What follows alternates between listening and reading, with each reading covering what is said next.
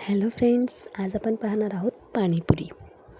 त्यासाठी मी इथे चिंच आणि खजूर थोडं पाणी ॲड करून भिजत ठेवले आहेत अर्धा तास. त्याच्यानंतर खजूर व चिंच आपण मिक्सरच्या भांड्यामध्ये वाटून घ्यायचे आहे. कुकरमध्ये सफेद वाटाणे आणि बटाटा उकडून घ्यायचा आहे. त्यानंतर आपण जी चटणीची पेस्ट बनवली आहे त्यामध्ये थोडं थोडं पाणी ॲड करून ते गाळून घ्यायचं आहे.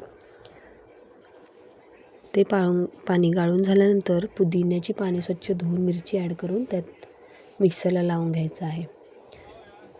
गोड चटणी त्यामध्ये तिखट आणि गूळ मी ॲड करत आहे. त्याच्यानंतर पुदिन्याच्या चटणीमध्ये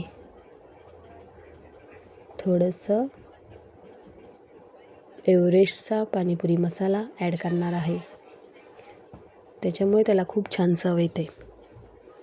आम्ही शक्यतो एव्हरेस्टचेच मसाले यूज करतो. त्याच्यानंतर आपल्या रगड्यासाठी वाटाणा आणि बटाटा छान शिजलेला आहे, तो मॅशरने मॅश करून घेतला आहे.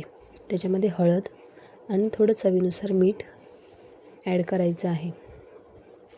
त्याच्यानंतर त्या रगड्यामध्ये कोथिंबीर बारीक चिरून वरती ॲड करायची आहे. तयार झाली आहे आपली खूप छान आणि सुंदर पाणीपुरी.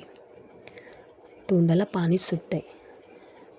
ही आहे पुरी, ही आहे कांदा, त्याच्यानंतर हे इथे शेव, पाणी, हे सर्व आम्ही एका भांड्यामध्ये काढून घेतलं आहे आणि आम्ही आता